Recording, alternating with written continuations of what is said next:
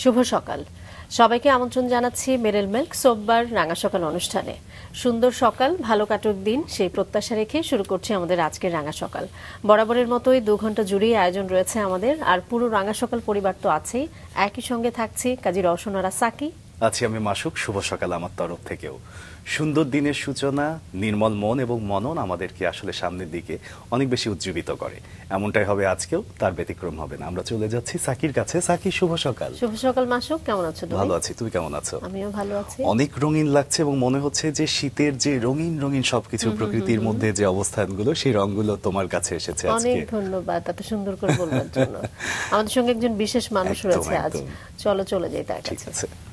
প্রিয় দর্শক, রাঙা সকালের আজকের অতিথি কর্পোরেট ব্যক্তিত্ব, উদ্যোক্তা এবং লেখক সাইফুল হোসেন। চলুন তাকে স্বাগত জানাই।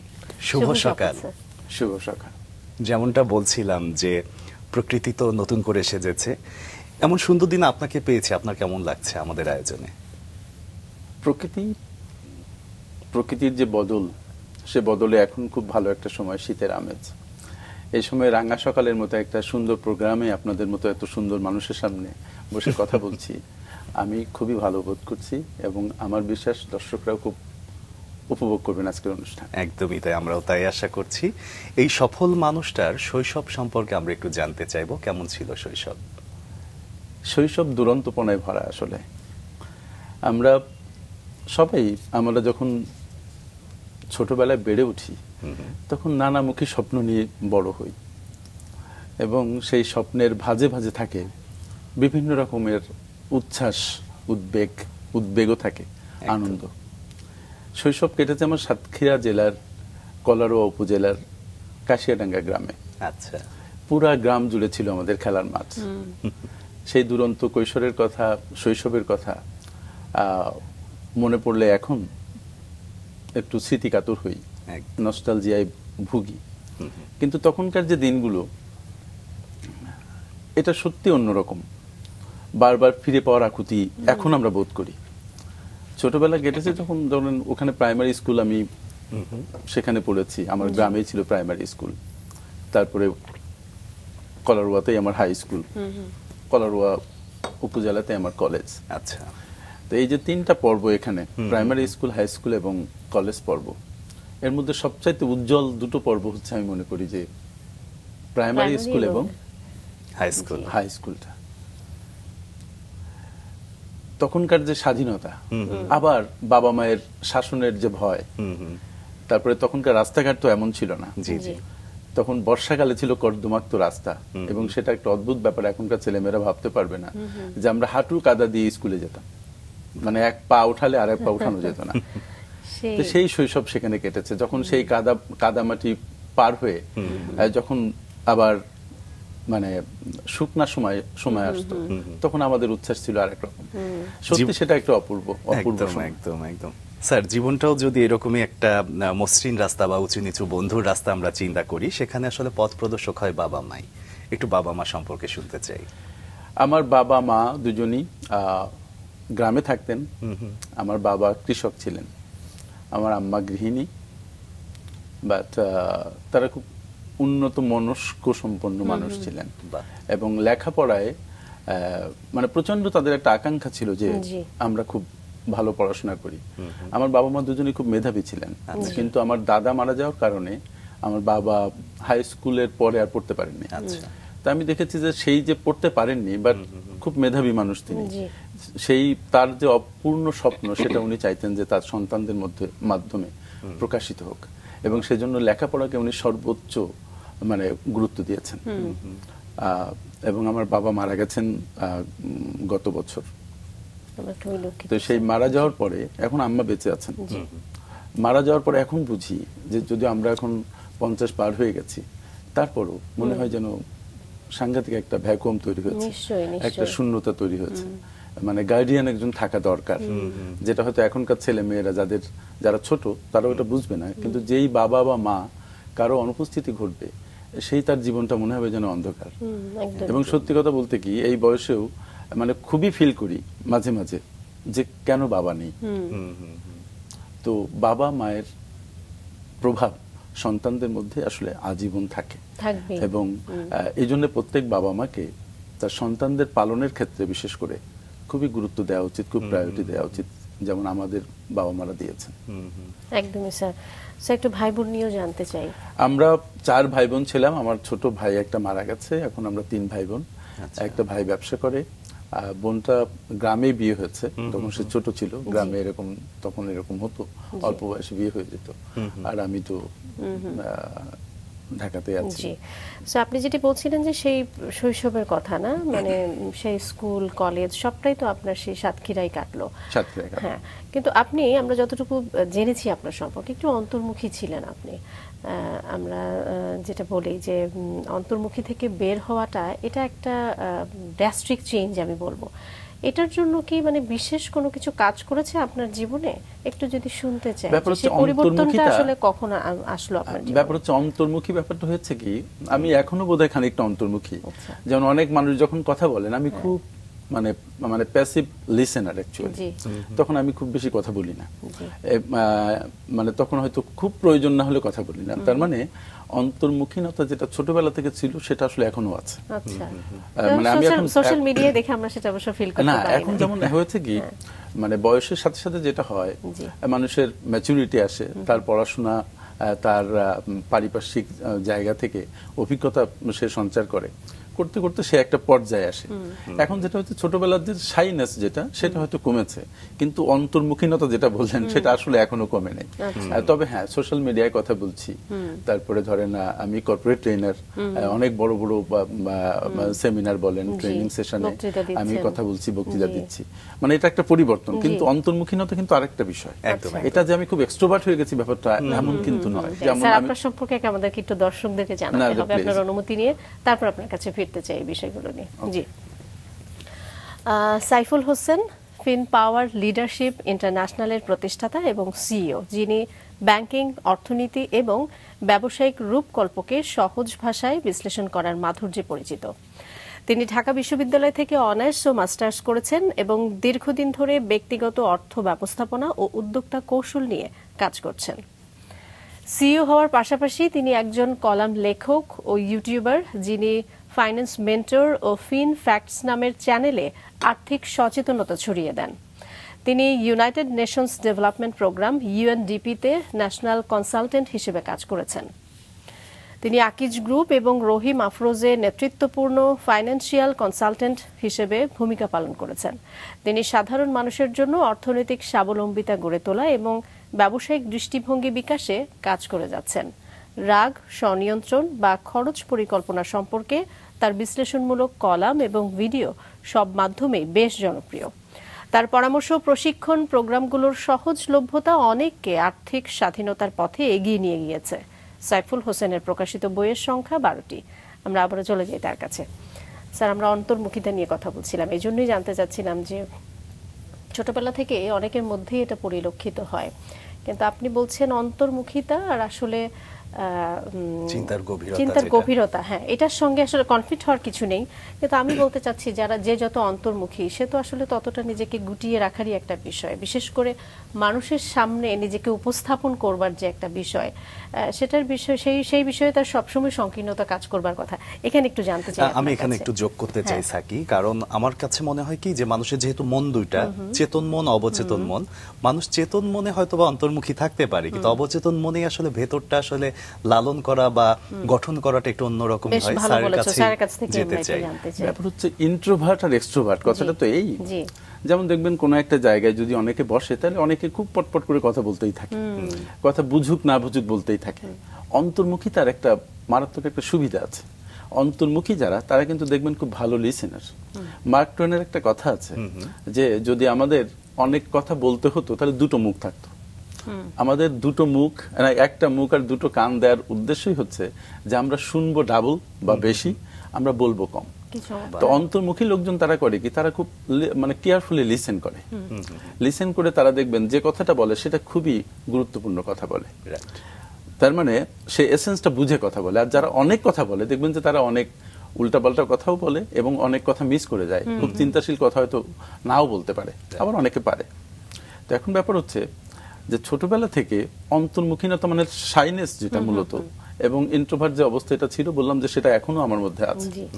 তো তখন যেটা হতো, যেমন ধরেন কোনো মানে আমি স্কুলে বক্তৃতা দিয়েছি, আমি প্রচুর গান গেয়েছি, বক্তৃতা দেওয়ার সময় দেখতাম যে প্রথম ওঠার পরে হাত পা কাঁপতো, জি। কিন্তু আস্তে আস্তে সেটা থিতু হতো এবং তখন হয়তো আমি কিছু কথা বলতে পারতাম।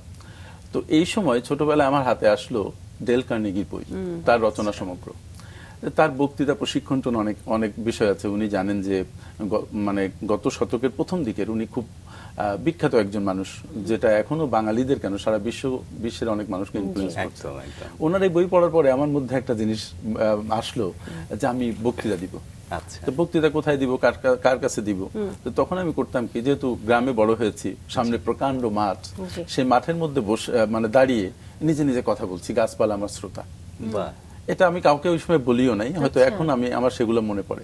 তখন আমার মনের মধ্যে একটা মানে স্বপ্ন খেলা করতো যে এমন কি হতে পারে না যে ডেল কার্নেগির মতো আমি এরকম বক্তৃতা দিব, শত শত লোক, হাজার হাজার লোক শুনবে। তখন তো এরকম ইন্টারনেটের ব্যাপার ছিল না, এগুলো তো জানতাম না যে আমরা হবে। তো দেখেন সেই যে ছোটবেলার যে ছোট্ট স্বপ্ন, সেটা কিন্তু এই বয়সে এসে আস্তে আস্তে সেটা প্রকাশিত হচ্ছে। তার মানে মানে আর ইন্ট্রোভার্ট থেকে এখন হয়তো যেটা আপনারা বলতে চাচ্ছেন যে আমি কথা বলি কিভাবে, কথা বলা যখন শুরু করি তখন তো ভিতরে যত কথা আছে বা যে কথা আমি বলতে চাই বলতে পারি, এটা একটা অভ্যাসের ব্যাপার। কারণ এই 5 বছর আগে যখন আমি ইউটিউবিং শুরু করি, তখন প্রথম যখন কথা বলতাম বেশি কথা এগোতো না।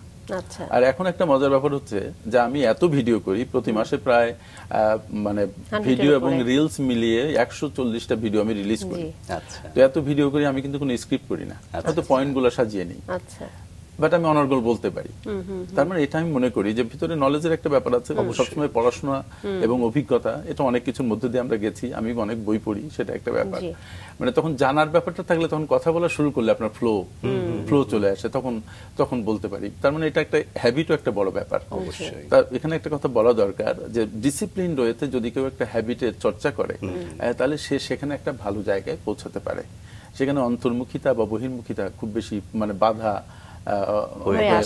একদমই তাই। স্যার, বই পড়ার প্রসঙ্গটা যেহেতু আসলোই, এই যে বই পড়া বা সাহিত্য চর্চার যে বিষয়, সেটা আসলে আপনার ছোটবেলা থেকে আপনার ভিতরে কোনো না কোনো ভাবে তৈরি হয়েছে। এটা কি পারিবারিক ভাবেই হলো, নাকি নিজে থেকে আসলে একটু সচেতন হয়ে এটাকে নিজের সঙ্গে অভ্যস্ত করলেন? ব্যাপার হচ্ছে কি, গ্রাম এমন একটা জিনিস যে গ্রাম আপনাকে খুব ওয়াইড স্পেক্টে মানে ওয়াইড ভাবে ভাবতে সহায়তা করে। প্রকৃতির যে বিশালতা, এটার সাথে আমাদের মন মনন মিশে যায়। তো তখন থেকে তো আসলে স্বপ্ন দেখা, মানে স্বপ্নের কথা একটু বলি। যেমন ছোটবেলায় আমার কখনো মনে হচ্ছে যে আমি স্কুলের 3rd মাস্টার হব। তার মানে 3rd মাস্টার তখন বাচ্চাদের খুব পিটাইতে পারতো, আচ্ছা মানে মারতেন। তারপরে একসময় কিন্তু এটাও মনে হয়েছে, যেটা অনেকেরই হয় মনে হয়, যে যদি ভালো গাড়ি চালাইতে পারতাম, ড্রাইভারি, এটা খারাপ হয় না। তার মধ্যে একটা স্বপ্ন আমার মধ্যে খুব গেড়ে বসেছিল, সেটা হচ্ছে যে আমি চিত্রশিল্পী হব। প্রচুর ছবি এঁকেছি, ছবি এঁকে ভরে ফেলেছি দেয়াল। তখন আব্বা আম্মা বলতেন যে ঠিক আছে, তোর যদি এত শখ হয় তাহলে আঁকবি। কিন্তু কিছুদিন পরে মনে হলো যে না, চিত্রশিল্পী বোধ হয় ভালো হবে না। তখন মনে হলো যে না, চিত্রশিল্পী ঠিক আছে, দেখা দেখ, কিন্তু গান গাই। আচ্ছা, মানে মাঠে যে গলা ছেড়ে গান গাইতাম, আব্বা গান গাইতো এবং গান আমি ভালো গাইতাম। তখন থেকে বিভিন্ন প্রোগ্রামে গান গাওয়া শুরু, এবং সেটা দেখা গেল যে স্কুল পর্যায়ে গাইতে গেলাম, জেলা পর্যায়ে গেলাম, বিভাগীয় পর্যায়ে গেলাম, মানে সেখান থেকে চ্যাম্পিয়ন হলাম। তখন একটা বিরাট একটা মানে ইন্সপিরেশন। সেখান থেকে ধরেন ইউনিভার্সিটিতে এলাম, ইউনিভার্সিটিতে হলেও কয়েকবার চ্যাম্পিয়ন হলাম, এবং সব গানে মানে রবীন্দ্রসঙ্গীত করতাম, ফোক করতাম, আধুনিক করতাম, সবগুলা গানে ফার্স্ট হচ্ছি। তো তখন মানে এটা একটা নেশা পেয়ে বসলো যে না, মানে শিল্পী হওয়া যাবে। কিন্তু দেখেন, ছোটবেলা থেকে আরেকটা কাজ করতাম, আমি গান লিখতাম, কবিতা লিখতাম, ছড়া লিখতাম। সেই ক্লাস 5-এ 6-এ পড়ে আমি খুব ভালো ছন্দবদ্ধ ভাবে ছড়া লিখতে পারতাম, মানে এটা ইনেট একটা ব্যাপার ছিল। গ্রামে তখন পালা গান হতো, পালা গানে দেখতাম যে মানে যারা পালাকার তারা দেখবেন খুব ছন্দ মিলিয়ে পালা করতে পারতো। দেখতাম যে ওই গুণ আমার মধ্যেও আছে, যে আমি একের পর এক ছন্দ মিলিয়ে আমি গান গাইতে পারতাম। তো এইভাবে আসলে স্বপ্নগুলো এইভাবে সামনে এগিয়ে এসছে, আস্তে আস্তে এক জায়গায় এখন আসলে থিতু হওয়া। হ্যাঁ, কিন্তু ছোটবেলার এই যে মানে বলবেন যে চিত্রশিল্পী এমন একটা বিষয়, অনেকে হয়তো মনে করবে যে ছোটবেলায় বাচ্চারা চায় সে ডাক্তার হবে, ইঞ্জিনিয়ার হবে। আমার ক্ষেত্রে এই জিনিসটা মনে হয় একটু ভিন্ন। এই জায়গাগুলো থেকে আসলে স্যার আপনি অনেক ভিন্নতাই আসলে সামনে প্রদর্শন করেছেন। আমার কিন্তু কখনো মনে হয় না যে আমার ডাক্তার হতে হবে বা ইঞ্জিনিয়ার হতে হবে। আমার মনে হচ্ছে যে আমার এমন একটা কিছু হতে হবে যেটা দিয়ে সমাজে ইম্প্যাক্ট ফেলা যায়। একদম চমৎকার। এবং আমার মনে হয় এখানে যেটি আপনি শুরুতেই বলছিলেন, আসলে বাবা মার একটা বিশাল ভূমিকা রয়েছিল। এই যে চিত্রশিল্পী হওয়া, বাবা মা ছেড়ে দিলেন, উদার মানসিকতায় আমি বলবো যে হ্যাঁ ঠিক আছে, তোমার যদি ভীষণ ছবি আঁকতে ভালো লাগে তুমি সেটিই হও। সুতরাং জি, মজার ব্যাপারটা হচ্ছে এটা একটু খুবই ইম্পর্টেন্ট একটা মানে পার্সপেক্টিভ নিয়ে এসেছেন। যেমন গ্রামের বাবা মারা মূলত তারা সন্তানদের ওই স্বাধীনতা দিতে চাইতেন না, আর এটা ধরেন আরো বেশ আগে 80 দশকে এরকম সময় বা তার আগে। তো তখন বাবা মায়েদের মধ্যে সংকীর্ণতা আরো বেশি ছিল, কিন্তু আমি খুব ভাগ্যবান যে আমাকে কিন্তু কোনো কিছু আমার বাবা মা মানে কোনো প্রেশার কোনো কিছু দেন নাই, কিন্তু তাদের একটা বিষয় ছিল যে তুমি পড়াশোনা করো, খুব ভালো করে পড়াশোনা করো। তো এবং এই জন্য প্রেশার ছিল, মার খেতে হয়েছে যে পড়তে হবে, কিন্তু ওইরকম কোনো স্পেসিফিক কোনো দিকে তারা দিক নির্দেশনা দিয়ে দেয়নি যে তোমাকে ডাক্তার হতে হবে, ইঞ্জিনিয়ার হতে হবে বা এরকম কিছু হতে হবে। এসএসসি এবং এইচএসসি এই সময়টায় এত স্বাধীনতা পাওয়ার পরেও পড়াশোনায় আপনি কতটা সোচ্চার ছিলেন সেই বিষয়টা একটু জানতে চাইবো। স্বাধীনতা মানে কিন্তু শৃঙ্খলতা নয়, একদমই না। স্বাধীনতা মানে যেমন ধরেন প্রচুর খেলা করেছি, কিন্তু বাবাকে ভয় পেতাম জমের মতো, একটা কথা আছে না, তার মানে বাবার একটাই কথা যে তোমার পড়াশোনা ভালো করতে হবে। একদম। আর ব্যাপার হচ্ছে কি, তখন যেহেতু বাবা পড়তে পারে নাই, এটা আমাদের ছোটবেলায় আমরাও মানে জানতে পেরেছি যে দাদা মারা যাওয়ার কারণে মানে পড়াশোনায় ফাঁকি দেওয়া যাবে না। তার মানে 6টা বাজলে টেবিলে বসতে হবে, এটা নিয়ম। যদি বাবার কথা দূর থেকে শুনতাম যে কণ্ঠস্বর শোনা যাচ্ছে, তখন টেবিলে না বসলেও হয়তো the cow is a domestic animal বলতে বলতে টেবিলের কাছে যায়। এটা একটা ব্যাপার ছিল। তো তারপরে যাও এসএসসি তে ভালো করলাম, যে মানে ফার্স্ট ডিভিশন পেলাম ওই সময়। এটা ইট ওয়াজ টাফ, হিউম্যানিটিজ গ্রুপ থেকে। তারপরে এইচএসসি তে আরো ভালো করলাম। এইচএসসি তে কলোরাডো কলেজ থেকে 1987 সালে যশোর বোর্ড থেকে আমি ফার্স্ট স্ট্যান্ড করলাম। সেটাও কি হিউম্যানিটি থেকে? হিউম্যানিটিজ গ্রুপ থেকে। তো তখন দেখলাম যে তখন গ্রাম থেকে এটা করা ছিল একটা সাংঘাতিক ব্যাপার, মনে হলো যেন হঠাৎ করে হিরো হয়ে গেছে এলাকার, মানে খুব একটা সম্মানের ব্যাপার সেটা। এবং বাবাও খুব সম্মানিত বোধ করলেন, উনি খুব খুশি হলেন, ওনাকে এত খুশি আমি কখনো হতে দেখিনি আমি যখন এই রেজাল্টটা করলাম। এবং তখন যেটা হলো যে ভিতরের স্বপ্ন কিন্তু তখন আবার নতুন করে দানা বাঁধা শুরু হলো। তখন সাতক্ষীরার কলারোয়া থেকে ঢাকা ইউনিভার্সিটিতে পড়তে আসতো অল্প কয়েকজন মানুষ, সারা কলারোয়া উপজেলার হয়তো কয়েকজন মানুষ ঢাকা ইউনিভার্সিটিতে পড়তো, এখন অবশ্য প্রচুর। তো তখন একটা ব্যাপার হলো যে কোথায় পড়বো, তখন ঢাকা ইউনিভার্সিটিতে পড়তে হবে। তো এই যে স্বপ্নটা, হয়তো ওদিকে কোনো কলেজে পড়তে পারতাম, তাহলে আর বিস্তৃত মানে আজকে আমাকে হয়তো মানে পাওয়া কঠিন হতো। তো ওই রেজাল্ট করার ফলেই তখন আমাদের স্বপ্ন হলো যে ঢাকা ইউনিভার্সিটিতে পড়তে হবে, এবং কোন সাবজেক্টে পড়তে হবে প্রথম মনে করলাম যে নাই, ইংলিশে পড়তে হবে। একটা মজার ব্যাপার, তখন আমাদের সময় ছেলে মেয়েরা তারা ইংলিশে পড়তে চাইতো। কেন জানেন? কারণটা হচ্ছে ইংলিশে পড়লে অন্তত চাকরি একটা কনফার্ম, অনেকগুলা কলেজে একটা মাস্টারি করা যাবে। তো তারপর ঢাকা ইউনিভার্সিটিতে এসে দেখলাম যে ইংলিশে পড়লে নাকি ফার্স্ট ক্লাস পাওয়া যাবে, এরকম একটা ধারণা পেলাম। তখন ইকোনমিক্সে ভর্তি হলাম। ইকোনমিক্স যে এত মানে গুরুত্বপূর্ণ একটা সাবজেক্ট, এটা না বুঝেই ভর্তি হওয়া। তারপরে যা হোক ইকোনমিক্স পড়লাম, এবং আমি মনে করি আমি ফরচুনেট এনাফ যে ইকোনমিক্সে পড়ার সুযোগ ওই সময় হয়েছিল। বিশ্ববিদ্যালয় জীবন আসলে মানুষের জীবনের এমন একটা সময়, যে সময়ের অনেক স্মৃতি আসলে সারা জীবন মানুষ সাথে করে নিয়ে চলে। একটু বিশ্ববিদ্যালয় জীবনের শিক্ষক, বন্ধু বান্ধব সবকিছু মিলিয়ে শুনি। বিশ্ববিদ্যালয় জীবন হয়েছে কি, আমি বলি আপনাকে, যে ছোট্ট একটা গন্ডি থেকে বের হয়ে এসে, মানে পরাধীনতা শৃঙ্খল থেকে বের হয়ে এসে একটা বিরাট স্বাধীনতা। পরাধীনতার কথা বলছি কেন? কারণ গ্রামে থাকতে, বাবা মা থাকতে, বিশেষ করে বাবা থাকতে আপনি ইচ্ছা করলে অনেক কিছু করতে পারবেন। অনুশাসন বিষয়টা মানে এটা সাংঘাতিক ব্যাপার, যে কোন জায়গায় আপনি 2 রাজ্যে থাকবেন এটা ইম্পসিবল, বাবার অনুমতি লাগবে। কিন্তু ইউনিভার্সিটিতে এসে দেখেন হঠাৎ করে যেন কি একটা স্বাধীনতা। এই স্বাধীনতা হ্যান্ডেল করা কিন্তু খুব কঠিন। এই স্বাধীনতার এখানে এসে অনেকে দেখবেন রিডেলড হয়ে যায়, তারা পড়াশোনা থেকে তাদের বিচ্যুতি ঘটে। কিন্তু আমাদের একটা বিষয় ছিল যে না, এত ভালো রেজাল্ট করে এসেছি, ভালো করতে হবে। কিন্তু তখন আমাদের কিন্তু আরেকটা লিমিটেশন ছিল, সেটা হচ্ছে পড়াশোনার খরচ আমার লাগে নাই কখনো, কিন্তু চলার খরচ লাগে। ইউনিভার্সিটিতে থাকলে খাওয়া দাওয়া, ট্রান্সপোর্ট কস্ট। তো তখন দেখতেন যে বাবার দিতে কষ্ট হতো।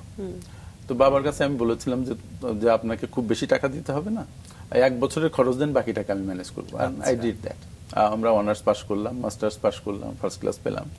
তো তারপরে এবার দেখেন একটা মানে জিনিস আমি শেয়ার করি, সেটা হচ্ছে আমাদের কিন্তু স্পেসিফিক কোনো লক্ষ্য ছিল না।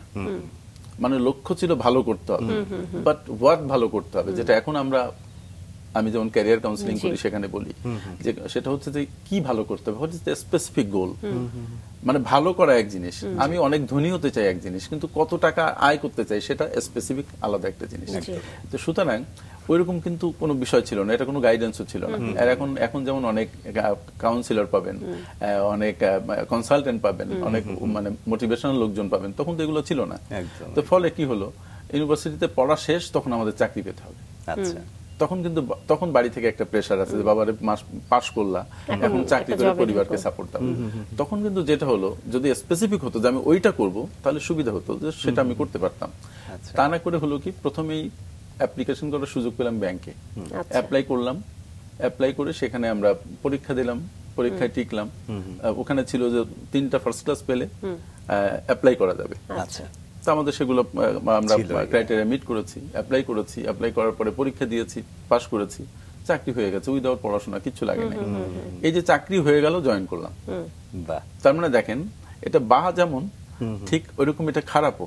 কারণ কি, যদি ছোট্ট কোনো একটা ড্রিম আপনার ফুলফিল হয়ে যায় এবং সেটাই যদি আপনি লেগে থাকেন, হ্যাঁ সেটা হয়তো আপনি বড় হবেন, কিন্তু আপনার যে আরো অপরচুনিটি ছিল বাইরে, ওটা কিন্তু দেখা বন্ধ হয়ে গেল। স্যার, এই জায়গাটাই যদি একটু আসি, যে এই জায়গাটা আপনি ওপেন করলেন কি করে? এই যে আপনি বললেন যে হ্যাঁ চাকরি হয়ে গেল, একটা স্বপ্ন কিন্তু মিট হলো, এবং আমি তখন কি করব, আমি সেটাতে আরো ভালো করবার জন্য সেই হিসেবে কাজ করতে থাকবো, কিন্তু আমার আরো অপরচুনিটি থাকতে পারতো বা আমি নিজেও তৈরি করতে পারতাম, কিন্তু সেটা তো আসলে ক্লোজ হয়ে যায়। এক অর্থে ক্লোজ হয়, যে পরিবারের একটা তাগিদ থাকে, নিজেরও অনেক সময় মনে হয় যে হ্যাঁ আমার পড়াশোনা শেষ, কিছু একটা করা দরকার। সেখান থেকে যে বের হওয়াটা, সেটা আপনি কি করে করলেন বা কি করে আসলে করা যায়? এটা তো লং স্টোরি। ব্যাপার হচ্ছে ছোট্ট করে আসলে কিন্তু বের হই নাই, মানে হতে পারি না, এত সহজ ছিল না ব্যাপারটা। চাকরিতে যখন ঢুকলাম তখন বেতন হচ্ছে 6,000 টাকা। আচ্ছা, ব্যাংকে তখন এটা অনেক বড় স্যালারি 1995-এ। তখন বিসিএস এ বোধহয় 2100 টাকার স্কেল, সব মিলে 2-3 হাজার টাকা পায়। তো তখন মনে হলো যে বিসিএস কি জন্য দিব, কারণ এখানে আমি ব্যাংকে 6,000 টাকা পাচ্ছি, এবং খুব মানে বেসিক ব্যাংকে আমরা ঢুকেছিলাম। এখন যে বেসিক ব্যাংকটা দেখেন যে ডুবে গেছে, that was a fantastic bank, it was A private, মানে গভর্নমেন্ট ওন্ড প্রাইভেট ব্যাংক। সেখানে ঢুকলাম, ঢোকার পরে এই যে একটা নির্ভরতা, পরে কিন্তু একটা জিনিস হলো যে অস্ট্রেলিয়ার অ্যাডিলেড ইউনিভার্সিটি থেকে আমি পড়ার সুযোগ পেলাম, কিন্তু এই চাকরির কারণে কি করব কি না করব, গাইডেন্স একটা ব্যাপার থাকে। বাবাও তো ওইভাবে গাইড করতে পারেন না, উনি অস্ট্রেলিয়ান লেখাপড়া সম্পর্কে জানেন না, ফলে কিন্তু যাওয়া হলো না। এরপরে বিয়ে করলাম, আচ্ছা, সেটাও খুব তড়িঘড়ি করে করা হলো। এরপর দেখেন 22 বছর আমার কেটে গেছে ব্যাংকে। আচ্ছা, এটা একটা অদ্ভুত ব্যাপার। 22 বছরের প্রত্যেকটা দিন আমি মনে করেছি আমি ব্যাংক থেকে বের হব। আচ্ছা, 22 বছরে আমি বলেছি তখন কি শুধু ব্যাংকিং সেক্টরেই ছিলেন নাকি পাশাপাশি কিছু করছিলেন? কারণ আমরা জেনেছি আপনি ইউনিভার্সিটি অফ নটিংহ্যামে আপনি উচ্চ শিক্ষার জন্য গেলেন। ইউনিভার্সিটিতে গেছে না, সেটা পরে গেছে। আচ্ছা, জি। ব্যাপার হচ্ছে এই যে মানে কোনো একটা কাজে যখন আপনি থিতু হয়ে যান এবং আর্থিক একটা নির্ভরতা যখন আপনাকে পেয়ে বসে, তখন সেই বাংলাদেশের পার্সপেক্টিভে বা পারিবারিক আমাদের যে পরিমণ্ডল, সেই পার্সপেক্টিভ থেকে ওই আর্থিক নির্ভরতাকে অস্বীকার করা এবং ওই একটা মানে কি বলবো আমি, ওই যে একটা ঘোর টোপ থেকে বের হয়ে আসা, ইট ইজ ভেরি টাফ। তো বের হওয়ার সবসময় চেষ্টা করেছি, কিন্তু ওই সময় আমি অনেকগুলো কাজ করেছি, যেমন আমি পত্রিকায় কলাম লিখতাম নিয়মিত। আমার কিন্তু ক্যারিয়ার প্রথম দি ফিনান্সিয়াল এক্সপ্রেসে আমি অল্প কিছুদিন কাজ করেছি, তারপরে ব্যাংকে। ওই যে ওখানে কাজ করেছি, এবং ছোটবেলা থেকে আমার মধ্যে লেখার একটা পোকা কাজ করতো। আমি খুব মানে মাল্টি টাইপের লেখা লিখি। তো তখন থেকে আমি যেটা করি, রেডিও বাংলাদেশ এবং বাংলাদেশ টেলিভিশন, এখানে তো এনলিস্টেড হতে হয় গীতিকার হিসেবে। আমি গীতিকার হিসেবে এনলিস্টেড হই, আমি নাট্যকার হিসেবে এনলিস্টেড হই বাংলাদেশ বেতারে। এই একটা জার্নি, প্রচুর গান লিখেছি, 100-র উপরে নাটক লিখেছি, 500-র উপরে বোধহয় আমার গান রেকর্ডেড আছে। তো এগুলা করেছি, পত্রিকায় কলাম লিখেছি। তখনও আমি ব্যাংকে থাকতে আমি প্রচুর ট্রেনিং করেছি, কর্পোরেট ব্যাংকের মধ্যে ট্রেনিং করিয়েছি এবং পড়াশোনা করেছি। মানে ব্যাপার হচ্ছে চাকরিটা করেছি, এটা তো যেহেতু আর্থিক একটা নিরাপত্তা, কিন্তু সত্যি কথা বলতে যেহেতু প্রফেশনের সাথে আমার প্যাশন মেলে নাই, আমি আসলে কখনো থিতু হতে পারি না। ব্যাংক আমাকে অনেক কিছু দিয়েছে, অনেক অভিজ্ঞতা দিয়েছে, আর্থিকভাবে আমাকে ভালো রেখেছে, কিন্তু দেখেন আমার মনের যে শান্তি, মনের গহীনে যে একটা মানে অতৃপ্ত একটা বিষয় থাকে, সেই অতৃপ্তি আমাকে সবসময় সবসময় আমাকে টেনে নিয়ে গেছে বিভিন্ন দিকে, যে কি করব। তো এটা কিন্তু আমি সবার উদ্দেশ্যেই বলতে চাই জি। যে যারা তাদের প্রফেশনে বসে মনে হচ্ছে যে না একদম ভালো লাগছে না, তখন তার যে প্রফেশনটা ভালো লাগবে সেই প্রফেশনটা তার বেছে নেওয়া উচিত। কারণ আমরা যদিও বলি যে রেসপন্সিবিলিটি এমন একটা জিনিস যে রেসপন্সিবিলিটির কারণে আপনি কাজটা করবেন, কিন্তু করলেও আপনি সেখানে আপনার ফুল হার্ট দিতে পারবেন না, ইট ইজ নট পসিবল। এই জন্য বারবার কিন্তু আমরা বলি, অনেকেই বলে যে আপনার প্রফেশনের সাথে প্যাশনকে মেলানোর চেষ্টা করবেন, যদি পারা যায় তাহলে আল্লাহর রহমতে এটা খুবই ভালো। আমি এক ব্যাংকে কাজ করতাম, সেখানকার এমডি সাহেবকে ওই ব্যাংক কর্তৃপক্ষ চাইলেন না যে উনি থাকুক, আপনারা জানেন ব্যাংকে এরকম ঘটে, তো ওনাকে বের করে দেওয়া হলো, বলা যায় এক প্রকার বের করে দেওয়া হলো। ওনার সময় যারা নিয়োজিত হয়েছে তাদের উপরেও ব্যাংকের এক ধরনের, আমি ব্যাংকের নাম বলছি না, যে ব্যাংকের মানে এক ধরনের যে তোমরাও চলে যাও। আমি দেখলাম যে আমার 2-3 মাসে 4-5 জায়গায় ট্রান্সফার করলো। তখন আমি বুঝলাম I was doing fantastic in the bank, মানে পারফরমেন্স ওয়াজ ভেরি গুড। তো তারপরে আমি তখন জানতে চেষ্টা করলাম যে ব্যাপারটা কি। তখন দেখলাম যে তারা তাদের ম্যানেজমেন্টের মানে বোর্ড থেকে তাদের একটা নির্দেশনা যে তারা চলে যায়। তখন আমি I took the scope actually, মানে ওই যে ব্লেজিং ইন ডিসগাইজ এর মতো একটা ব্যাপার। তখন আমি করলাম কি, এইচআর হেডের কাছ থেকে আমি বললাম যে আমাকে একটা সাদা কাগজ দেন।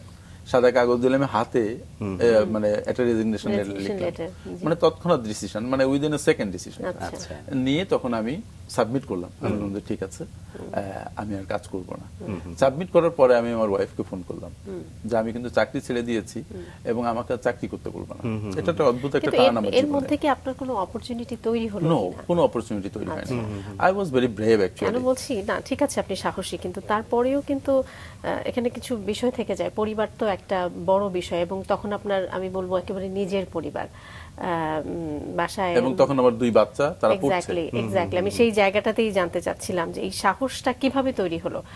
আপনি বলছিলেন যে গান লেখা বা নাটক লেখা, মানে সেই জায়গাগুলোকে আসলে ছোট ছোট করে আপনার মধ্যে একটা সাহস তৈরি করে দিল কিনা যে আমি যা চাই। ব্যাপারটা ওরকমও না। তখন আমি জানি যে আমার ভিতরে অনেক কিছু তৈরি হয়েছে বাই দিস টাইম, এই যে 22 ইয়ার্স আমার ভিতরে অনেক শক্তি তৈরি হয়েছে, অনেক কোয়ালিটি তৈরি হয়েছে, অনেক দক্ষতা তৈরি হয়েছে।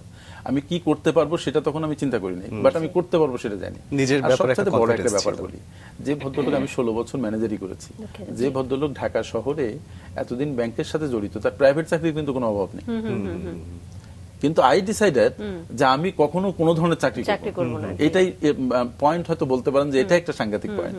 তা আমি আমার ওয়াইফকে যখন ফোন করলাম, বলে তুমি চাকরি ছেড়ে দিয়েছো? তো বলে কোনো চিন্তা করলা না?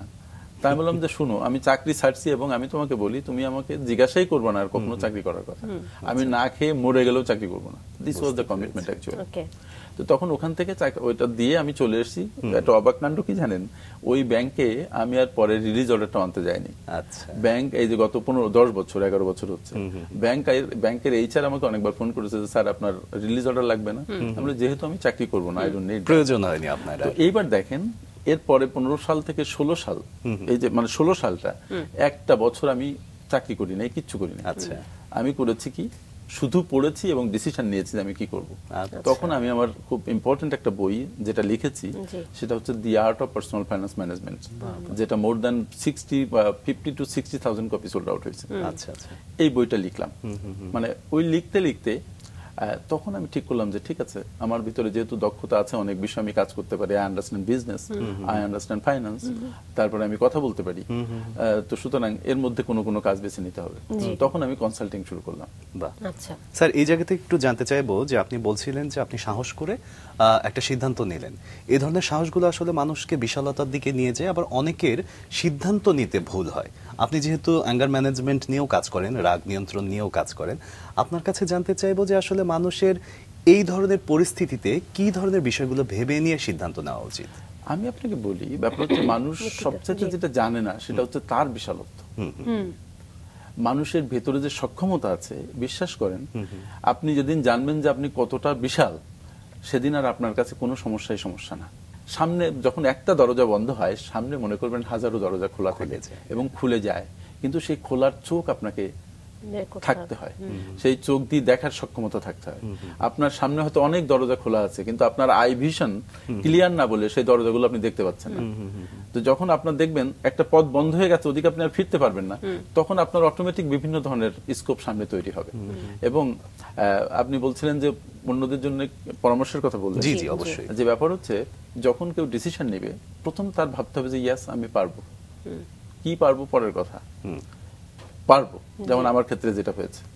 এইবার তাকে যেটা করতে হবে, তার ভিতরে কি কি স্কিল আছে অলরেডি, কিন্তু ইনেট অনেকগুলো বিষয় থাকে। যেমন অনেকে দেখবেন যে পাতা দিলে বাঁশি বাজাতে পারে, আবার অনেকে বাঁশি দিলেও বাঁশি বাজাতে পারে না। তার মানে এটা ইনেট একটা ক্ষমতা। তার মানে ওর দক্ষতা কোন কোন দিকে আছে, তারপরে তাকে দেখা দরকার যে আমার দক্ষতা এই দিকে আছে, আমি আরো এই দিকে যদি নিজেকে ট্রেন করি তাহলে এই দক্ষতাগুলো অর্জন করতে পারি।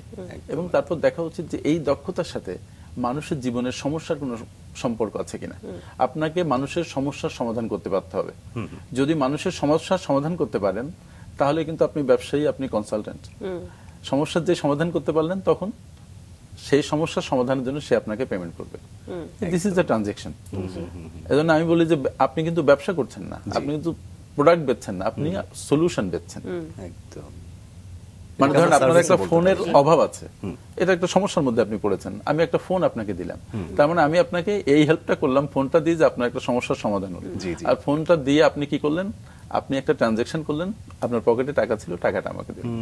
তো সুতরাং মানুষ যখন কোনো ডিসিশন নেবে রাগের বসে না, যদি রাগের বসেও নিয়ে নেয় তারপরেও তাকে স্থির হয়ে ভাবতে হবে যে তার যে কাজ, তার যে সক্ষমতা, তার যে দক্ষতা, সেটা দিয়ে মানুষের জীবনে কি ভ্যালু এডিশন হচ্ছে, সেটা দিয়ে মানুষের কি উপকার হচ্ছে।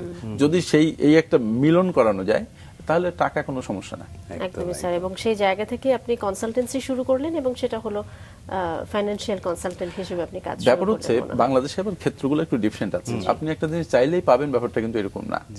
যেমন আমি যখন চাকরি থেকে বের হয়েছি, আমার অনেক শুভাকাঙ্ক্ষী আছে, অনেক মানুষ আছে, তারা জানে যে আমি এখন ফ্রি। তো আমার মতো একজন মানুষের সার্ভিস অনেকেরই দরকার। আমি তখন মানে অনেকগুলো জায়গা থেকে আমাকে বলছে যে ভাই আমাকে হেল্প করেন। তখন একটা গার্মেন্টস এর মালিক আমাকে বললো, উনি আমাকে তুই করে বলতেন, বড় ভাইয়ের মতো, বলো তুই আমার একটু 4-5 মাস আমাকে একটু ডাইরেক্টর ফাইন্যান্স হিসাবে আমাকে একটু গুছিয়ে দে। আচ্ছা। তো তখন আমি দেখলাম যে ঠিক আছে। তো উনি বললো তুই এক কাজ কর, তোকে আমি এখানে আমার একটা শেয়ার দিয়ে দেবো। আমি বলছি না, আই ডোন্ট নিড শেয়ার। এটাও একটা মজার ব্যাপার। শেয়ার একটা গার্মেন্টস এর উনি 25% শেয়ার দিতে চাইলেন, আমি নিতে চাইলাম না। কারণটা হচ্ছে যে ওনার ধরেন 100 কোটি টাকা লোন, যখনই আপনি শেয়ার নিয়ে ঢুকলেন তার মানে 25 কোটি টাকা লোন আপনার মাথায় ঢুকলো। তো তখন ওনাকে আমি 5-6 মাস ওনাকে হেল্প করলাম। তো হেল্প করতে যে দেখেন আমার নিজের অনেকটা হেল্প হলো যে আমি এতদিন ব্যাংকার হিসাবে একটা চেয়ার থেকে গার্মেন্টসদেরকে দেখেছি, আর আমি এখন গার্মেন্টস এর ভেতরের একজন ডাইরেক্টর ফাইন্যান্স হিসাবে আমি ব্যাংকের সাথে ডিল করছি। তো তখন দেখলাম যে গার্মেন্টস এর মধ্যে কত নিটিগ্রিটি হিসাবে, এবং আমার মনে হলো যারা গার্মেন্টস ব্যবসা করে তারা প্রচন্ড কষ্ট করে এই গার্মেন্টস গুলোকে মেইনটেইন করে। একদমই তাই স্যার। এখানে কি আপনার প্রথম অর্থ ব্যবস্থাপনা নিয়ে কাজ করা? মানে না, এখানে অর্থ ব্যবস্থাপনা না, মানে এখানে ধরেন ব্যাংকের সাথে রিলেশনশিপ একটা, তারপরে ভিতরে তারা কিভাবে ফাইন্যান্সটাকে ম্যানেজ করছে, তারা অ্যাকাউন্টিং প্রসেস, তারা ফুল কনসালটেন্ট, মানে অ্যাকাউন্টিং তারা কিভাবে মেইনটেইন করছে, হিসাবগুলো কিভাবে করছে, ভুল করছে কিনা। আর অ্যাকাউন্টিং আর ফাইন্যান্স কিন্তু এক জিনিস না। ফাইন্যান্স ম্যানেজমেন্ট হচ্ছে ব্যবসায়ের প্রাণ, কিন্তু এই ফাইন্যান্স ম্যানেজমেন্টে অধিকাংশ মানুষ বুঝে না। সহযোগিতা করার সুযোগ থাকলে সাথে সাথে হাত বাড়িয়ে দেওয়া উচিত। এতে করে যে হাত বাড়িয়ে দিচ্ছে সেও কিন্তু সমৃদ্ধ হচ্ছে, অনেক কিছু জানতে পারছে। চমৎকার একটা বিষয় শিখলাম স্যার আপনার কাছে। আপনার কাছে আরো চমৎকার বিষয় আসলে আমরা জানতে চাই। যেমনটা আসলে আজকে আমরা বাইরে যখন গল্প করছিলাম, আপনি বলছিলেন যে মাস শেষে স্যালারির ক্ষেত্রে বা মাসের 20 তারিখ আসলে বা 25 তারিখ আসলে যে টাকা পয়সার একটা ক্রাইসিস হয় পার্সোনাল জায়গা থেকে, এটা আসলে কেন হয় বা এটা আসলে ম্যানেজমেন্টটা কি রকম হওয়া উচিত? এটা খুব ওয়াইড অ্যাসপেক্টে একটা প্রশ্ন করলেন, ধন্যবাদ।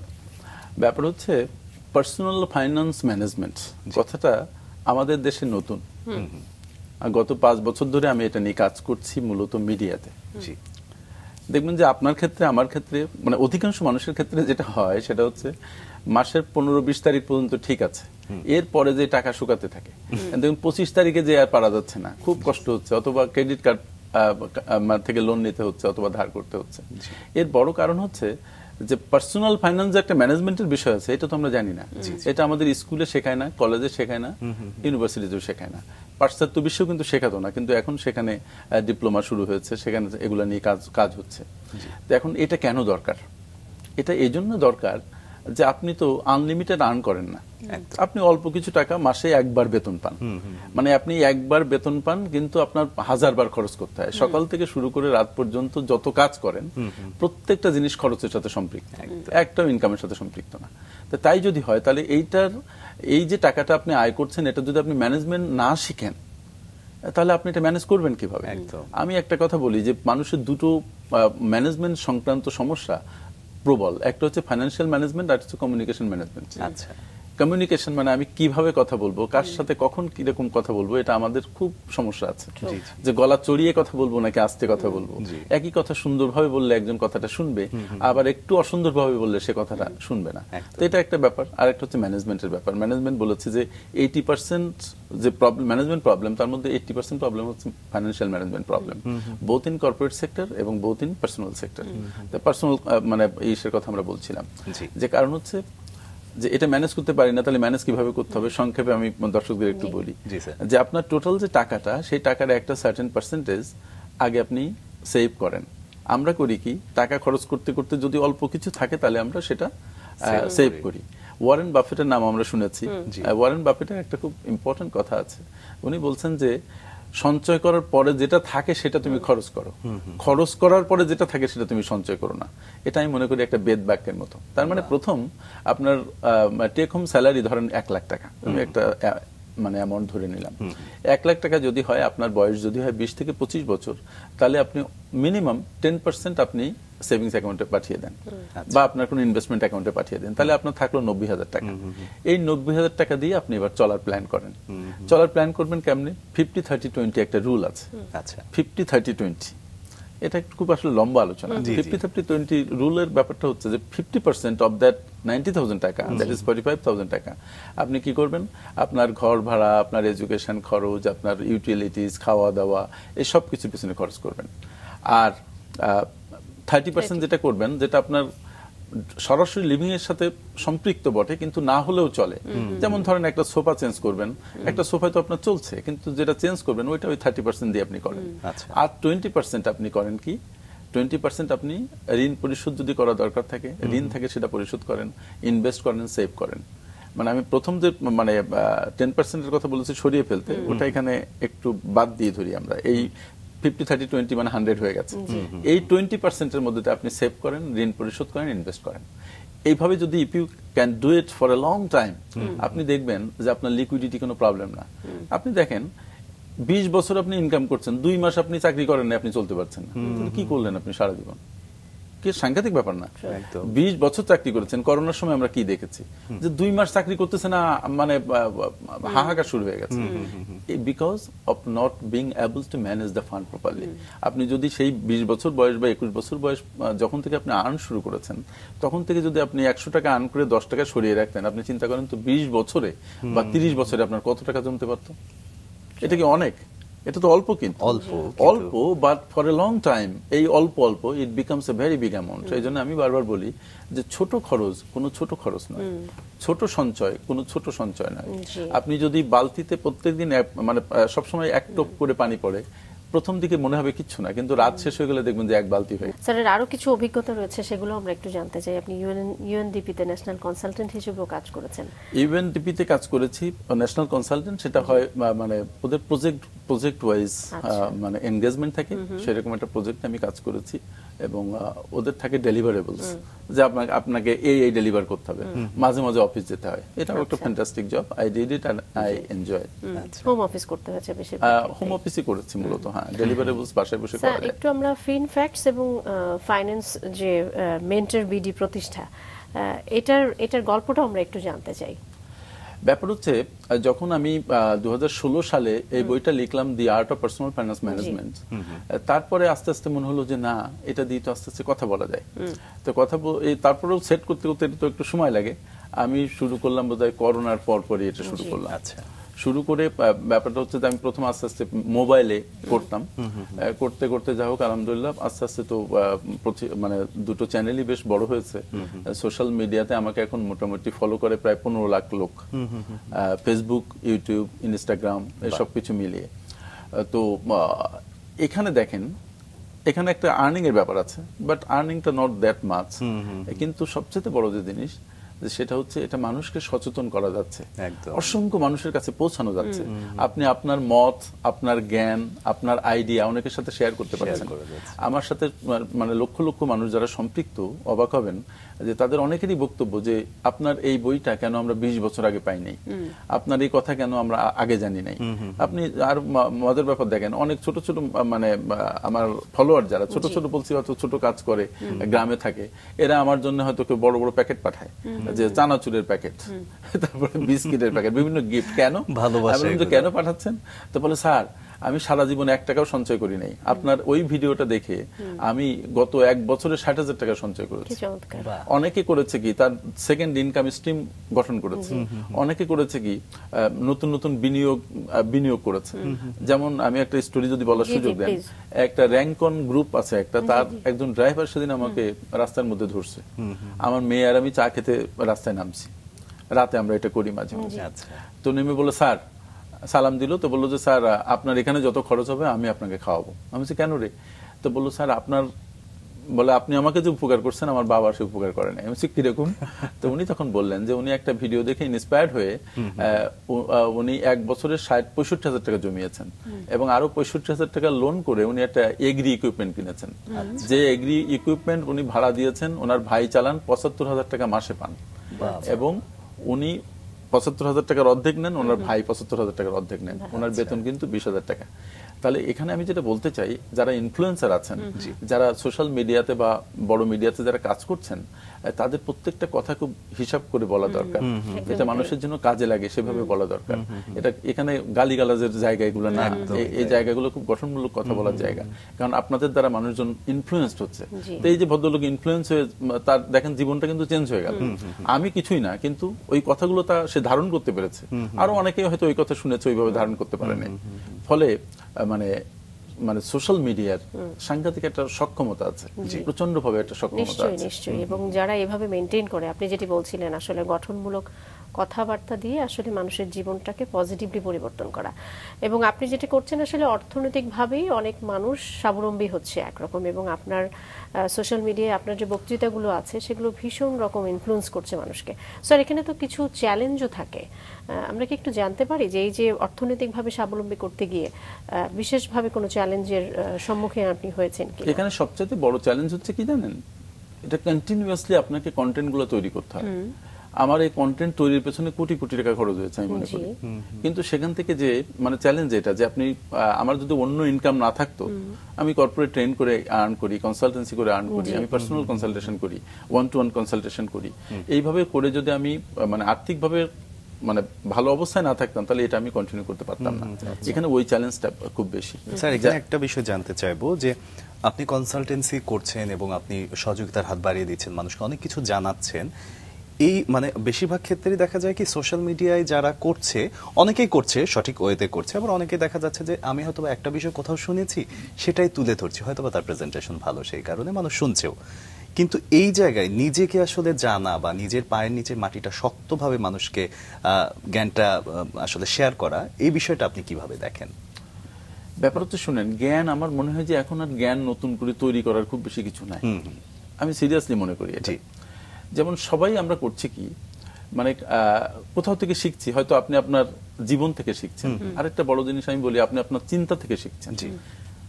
আপনার চিন্তা থেকে আপনি শিখতে পারেন, বই পড়ে শিখছেন, অন্যের বক্তৃতা শুনে শিখছেন। এখন নলেজ এত অবারিত যে আপনি চাইলেই পারেন। এখন ব্যাপার হচ্ছে কি আপনি সবকিছু পাওয়ার পরে যেটা ধারণ করতে পারেন সেটাই আপনি ডেলিভার করতে পারেন, ব্যাপারটা সেরকম।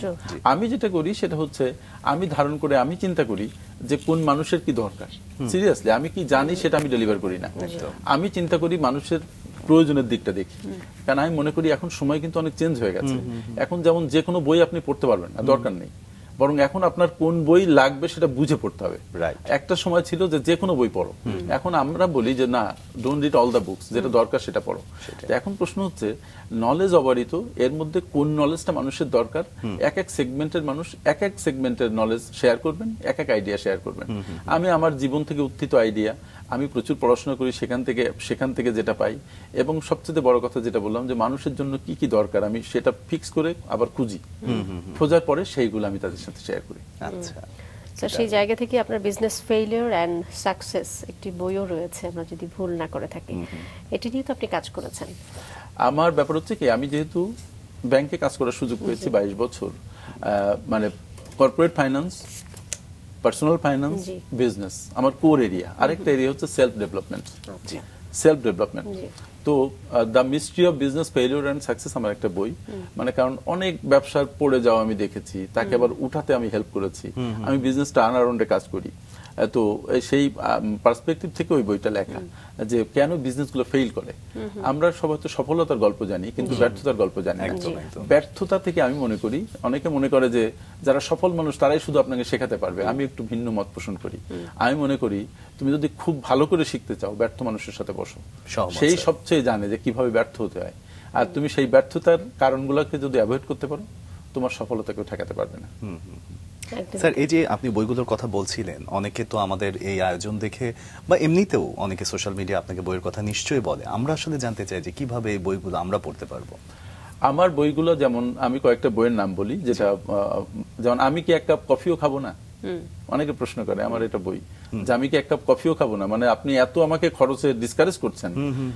তারা মনে করে তাই আমি কি কফিও খাবো না। আমি এই কথার উত্তর দিয়েছি সেখানে, যে আপনি কফি খাবেন, এক কাপ কেন, অনেক কাপ খাবেন, কিন্তু পুরা টাকা দিয়ে আপনি কফি খাবেন না। আপনি কফি খাওয়াই যদি উদ্দেশ্য হয়, খুব মজার ব্যাপার দেখেন, আপনি যদি নর্থ এন্ড বা অন্য কোনো বড় মানে ব্র্যান্ডেড কফি শপে ঢোকেন, 250 থেকে 300 টাকা দিয়ে আপনি একটা কফি কিনতে হবে আপনাকে। কিন্তু আপনি 700 টাকা দিয়ে একটা কফি জার কিনে বাসায় নিয়ে পুরা মাস সবাই মিলে কফি খেতে পারেন। আমার উদ্দেশ্য আপনাকে কফি খাওয়ানো, আর মাঝে মাঝে আপনি যান। আচ্ছা, আমি কি এক কাপ কফি খাবো না, এই বইটা তা প্রবাসীদের জন্য আমি একটা বই লিখেছি, প্রবাসীদের finance management. That is a very good book. তারপরে the art of personal finance management আমি বললাম, the nitty gritty of finance management in life. আমি ব্যাংকের জন্য লিখেছি একটা বই, marketing and sales in modern banking. আচ্ছা, তারপরে বা আমার উপন্যাস আছে, দিব্য প্রকাশ থেকে বের করেছিল, মেহের জান। আচ্ছা, দ্যাট ওয়াজ এ গুড বুক আমি মনে করি, কিন্তু তখন আমাকে আসলে কেউ চিনতো না, এই জন্য বইটা মনে হয়, বাট বইয়ের নামটা আমরা মনে হয় সবাই জানি। তো আমার প্রথম বেরিয়েছিল ছড়ার বই, এবং আমি কিন্তু ইংরেজি গ্রামার লিখেছিলাম এক সময়, একটা 98-এ আমার লেখা একটা ইংরেজি গ্রামার, সেটা ওই সময় পড়ানো হতো। মানে লেখার ক্ষেত্রে খুব কষ্ট করেছি। মানে স্যার, এই যে কষ্ট, এটা কি এই কষ্টটা কি আপনি গবেষণা করে করেছেন, নাকি পরিকল্পনা, নাকি আসলে হঠাৎ চিন্তার একটা? যারা হঠাৎ চিন্তা করে বই লেখে, আমি আপনাকে বলি, এটা মানে আমার কথা হয়তো একটু ডিফারেন্ট লাগতে পারে, শুধুমাত্র বিলাসিতার জন্য বই লেখা দরকার নেই, হঠাৎ চিন্তা করে কেউ বই লিখলে হবে না সেটা। আমার প্রত্যেকটা লেখার পেছনে খুব পরিকল্পনা থাকে। যেমন the art of personal finance management আমি লিখেছি দেশের সব মানুষের জন্য, যেটা যে পড়বে, believe me, if you read it, আপনার মনে হতে বাধ্য হবে যে এই বইটা কেন আমি 20 বছর আগে পাইনি। আচ্ছা, তারপরে দেখেন যে আমি কি এক কাপ কফি খাবো না, কেন আমি লিখলাম, যে দেখলাম যে আর্ট অফ পার্সোনাল ফাইন্যান্স আমি অনেক কিছু কভার করতে পারিনি, কফিতে সেখানে কিছুটা নিয়ে এসেছি, এবং এখানে আবার মানে বিভিন্ন ডাইমেনশনে আমি ব্যাপারগুলো ব্যাখ্যা করেছি, যে একজন মানুষ যখন খুব রাগ হয় তখন তার খরচ বেড়ে যায়, এটা অদ্ভুত ব্যাপার। যখন সে খুব দুঃখে থাকে তখন তার খরচ বেড়ে যায়। ওকে, যখন সে ডাল থাকে তখন তার খরচ বেড়ে যায়। তো এইগুলো কেন বাড়ে? তার মানে সাইকোলজি অফ মানিটা কি, আপনার মানি পার্সোনালিটি কি, I have explained it in a thorough manner. তারপর আরেকটা বই যেমন আমার আছে, the nitty gritty of finance management in life. মানে আপনার জীবনের প্রত্যেকটা খুঁটিনাটি ব্যাপারগুলোতে আপনি ফাইন্যান্স ম্যানেজমেন্ট কিভাবে করবেন। যেমন দেখেন, আমি বইতে বলেছি যে আপনার বাসায় 50টা শার্ট আছে, আপনি আবার যে 10টা শার্ট কিনছেন, হয় তাহলে কেনার সময়, এটা খুব ইম্পর্টেন্ট একটা জিনিস, যেটা দর্শকের উদ্দেশ্যে আমি বলবো, যে কেনার সময় নিজেকে 3টা প্রশ্ন করুন। প্রথম প্রশ্ন করুন যে আমার কি এটা দরকার, উত্তর আসবে ইয়েস, আমার এটা দরকার। সেকেন্ড প্রশ্ন করুন, আমার কি টাকা আছে পকেটে, উত্তর আসবে যে পকেটে টাকা আছে, অথবা আসবে যে টাকা নাই কিন্তু ক্রেডিট কার্ড আছে, তো ফাইন, তার মানে I have the capacity to buy, purchasing power আছে, মানে in the form of credit.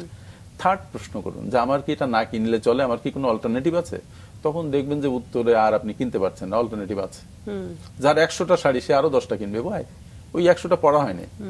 আচ্ছা, যার 10 জোড়া জুতা, সে আরো 5 জোড়া কিনবে, ভাই তখন সে বলবে যে আমার অল্টারনেটিভ আছে। আমার কথা হচ্ছে, যখন আপনার অল্টারনেটিভ থাকবে তখন আপনি ওইটার বাই করার দরকার নেই, কারণ আপনি চাইলেই টাকা ইনকাম করতে পারেন না, কিন্তু চাইলেই আপনি অপচয় করতে পারেন। খরচ আর অপচয় দুটো কিন্তু আলাদা জিনিস। আমি বলি যে সঠিক সময়ে সঠিক পরিমাণে খরচ করতে পারা বিরাট একটা মুনশিয়ানার ব্যাপার, it is not that easy. আবার যদি আমাকে অনেকে বলে স্যার আমাকে টাকা দেন না, দেখেন আমি কিভাবে খরচ করি, তখন আমি বলি যে টাকা দিলে আপনি খরচ করতে পারবেন না, আপনি অপচয় করতে পারবেন। ওকে, ফলে মানে মুনশিয়ানার সাথে খরচ করতে পারা এটা বিরাট একটা কঠিন কাজ। সত্যি তাই। তো আমি এই যে 3টা পয়েন্টের কথা বললাম, এটা করে দেখেন। কারণ অনেকে বলবে যে স্যার আপনি শুধু ডিসকারেজ করেন খরচ করতে। আমি নো, আমি ডিসকারেজ করি না, আমি আপনাকে এনকারেজ করি যেন ভবিষ্যতে আরো ভালো করে খরচ করতে পারেন। চমৎকার চমৎকার স্যার। সেই জায়গা থেকে যদি নতুন তরুণদের জন্য অর্থনীতি, ক্যারিয়ার, জীবন দর্শন সবকিছু মিলে আপনার কাছ থেকে এক লাইনেই যদি একটু জানতে চাই। এক লাইনের আগে একটা কথা বলি, আমি তরুণদের জন্য একটা বই লিখেছি যেটা পাবলিশ হবে খুব তাড়াতাড়ি, দি art of personal finance management for the young stars. গল্পে গল্পে লেখাপড়া, মানে তাদের প্রত্যেকটা ঘরে আমি মনে করি এই বইটা দরকার। আর তরুণদের ক্ষেত্রে আমি যেটা বলতে চাই যে তোমরা অপচয় করো না। কিসের? তোমরা তোমাদের শক্তির অপচয় করো না, তোমরা তোমাদের সময়ের অপচয় করো না, তোমরা তোমাদের হাতে যে টাকা আসে টাকার অপচয় করো না, তোমরা তোমাদের সম্ভাবনাকে নষ্ট করো না, এবং সবসময় তোমাদের লার্নিং মানে মাইন্ডসেটটাকে এমন ভাবে রাখো যে ওপেন টু লার্নিং। কারণ তোমার জীবন তোমাকে পালন করতে হবে, তোমার জীবন অন্য কেউ পালন করে দিবে না। তোমাকে রক্ষা করতে হবে তোমার নিজেকে, কেউ তোমাকে রক্ষা করে দিবে না। So get prepared. একদম একদম। স্যার, যে বইটির কথা বলছিলেন আমি আরেকবার একটু জানতে চাই, তরুণদের জন্য যে বইটি, the art of personal finance management for youngsters. আচ্ছা, এই নামই তো আপনার মানে শুরুতে একটা বই ছিল। হ্যাঁ, শুরুতে বই ছিল, ওটা বড়দের জন্য। ইয়াংস্টার্স ছিল। হ্যাঁ, ওটাকে আমি ইয়াংস্টার করছি দুটো কারণে। এই দেখেন, প্ল্যান করে যে করি, এটা হচ্ছে যে ওই নামের বই এত লোকের, হাজার হাজার লোকের কাছে পৌঁছেছে, দে নো দা নেম, এবং তাদের সবার মধ্যে একটা জিনিস আছে যে তাদের সন্তানদের মানি ম্যানেজমেন্ট শেখা দরকার। আপনি কি জানেন যে একটা ফ্যামিলির 60%-এরও বেশি খরচ হয় বাচ্চাদের প্রভাবে, বাচ্চাদের কারণে, বাচ্চাদের জন্য। তো এই বাচ্চা যদি সে বুঝে যদি যে আমার অপচয় করা ঠিক হবে না, এটুকুই যথেষ্ট, আপনার সংসারের খরচ অনেক কমে যাবে। এই বাচ্চা বাবাকে বলবে যে তুমি বেতন পাও 1 লাখ টাকা, তুমি 3 লাখ টাকা কিভাবে খরচ করো, মানে ভ্যালুসটা চলে আসবে, মূল্যবোধ চলে আসবে, এবং সন্তানদের কাছ থেকে এটা আসা বিরাট ব্যাপার। আমার বাচ্চাকে আমি, আমার ছোট মেয়ে এখন ক্লাস 7-এ পড়ে, ও যখন 1-2-তে পড়ে তখন ওকে নিয়ে আমি ডিসিসি মার্কেটে যাই, আমি ওকে বলি যে তোমার বাজেট হচ্ছে খেলনার জন্য 300 টাকা। আচ্ছা, so you buy the toy এই টাকা দিয়ে। তখন ও টয় দেখে, টয়ের উপরে মানে প্রাইস ট্যাগ দেখে রেখে দেয়। আমি বলছি কি হলো বাবা? তো লাভ না, ইট ইজ 500। তার মানে সে কিনবে না। তার মানে ওকে। তখন দেখলাম যে না, 300 টাকায় পাওয়া যায় না। তখন আমি তাকে বললাম যে তোমাকে আর 100 টাকা বাড়িয়ে দিলাম, যদি 400 টাকায় কিনতে পারো তাহলে কিনো। তো দেখেন, ওর মধ্যে ওই ছোটবেলা থেকে আমি ঢুকিয়েছি। তখন ও ঘুরছে আর দেখছে 400 টাকায় কোনো কিছু পাওয়া যায় কিনা, এবং ছোটবেলা থেকে ও আসলে অভিজ্ঞ হয়ে উঠছে। এবং আমি তখন বললাম যে এই যে তোমাকে 400 টাকা ওখানে লেখা আছে, তুমি বার্গেন করো, তুমি জিজ্ঞাসা করো কম দামে দিবে কিনা। ও তো ছোট, তো বললাম আমি পারবো না, তুমি করো। আমি বলছি না, ইউ ট্রাই, আমি তোমার সাথে আছি। তখন বললো যে প্রাইস ট্যাগ তো আব্বু 400 টাকা, মানে 500 টাকা দিবে না তো। আমি বলছি না, প্রাইস ট্যাগ থাকলেও কমাতে পারে। এই যে বার্গেইন করার ক্যাপাসিটিটা শেখানো। আমি প্রত্যেককে বলি যে যখন কোনো কিছু কিনবা, বার্গেইন, একটা দোকানে বার্গেইন করো না, 3 দোকানে বার্গেইন করো, দেন ইউ টেক ডিসিশন। কারণ টাকা চাইলে তুমি বেশি আর্ন করতে পারবে না, সুতরাং সেই টাকা তুমি কেন অপচয় করবে? একদম একদম। স্যার, গল্পে গল্পে আমাদের মনে হচ্ছে যে আরো যদি খানিকটা সময় পাওয়া যেত, কিন্তু আমরা চলে এসেছি আমাদের আজকের আয়োজনের একদমই শেষ পর্যায়ে। অনেক ধন্যবাদ, ভালো থাকবেন। আপনাকে অনেক ধন্যবাদ, আপনাকে ধন্যবাদ, আর দর্শক যারা এতক্ষণ শুনলেন তাদেরকে অসংখ্য অসংখ্য ধন্যবাদ আমাদের কথাগুলো শোনার জন্য। আসসালামু আলাইকুম।